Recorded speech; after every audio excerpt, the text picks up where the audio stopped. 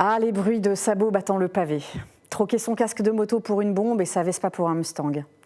Vous faites peut-être partie de ces gens qui rêveraient de se rendre au supermarché à cheval ou au bureau en carrosse. Et il faut dire que ça aurait de l'allure. Eh bien, sachez qu'à moins que la commune n'ait pris un arrêté interdisant expressément ce mode de transport, cela devrait être possible. D'ailleurs, à Paris, aucune législation nationale ou réglementation locale n'interdit une telle activité. Et de toute façon, même dans les cas où le maire décide de prendre un arrêté pour réglementer la présence sur son territoire de cavaliers ou de véhicules hippomobiles, c'est-à-dire tractés par un cheval, il doit veiller à ne pas formuler d'interdiction générale et absolue de circuler. Il doit circonscrire cette interdiction à certaines heures ou à certaines rues et pour des motifs bien précis s'il ne veut pas voir sa décision annulée par le juge administratif. Pour autant, attendez un tout petit peu avant de vous réjouir. Ce n'est pas parce que vous pouvez circuler à cheval que vous pouvez vous conduire comme un cow-boy solitaire.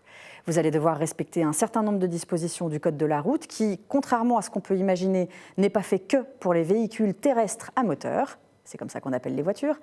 D'ailleurs, il est bien plus ancien que l'automobile. Dès la Révolution française, le code pénal punissait déjà d'une amende ceux qui n'étaient pas constamment à portée de leurs chevaux et de leurs voitures et en état de les guider et de les conduire. Cette infraction est mentionnée dans le Petit Code voiturin de 1828 et elle existe toujours aujourd'hui sous une autre forme. Et comme n'importe quel conducteur d'un véhicule sans moteur, par exemple un vélo, les cavaliers doivent respecter les feux de circulation, les panneaux de signalisation, les règles de stationnement, prévenir quand ils changent de direction, tenir leur droite, etc. Et bien sûr, interdiction de tenir en main un téléphone ou de le coincer sous sa bombe. En cas d'infraction, vous aurez une peine d'amende, mais on ne pourra pas vous retirer de points de permis. Cela dit, attention, comme pour les cyclistes, la justice pourra prononcer la suspension de votre permis de conduire en cas d'infraction grave, par exemple en cas de conduite en état d'ébriété ou de mise en danger de la vie d'autrui.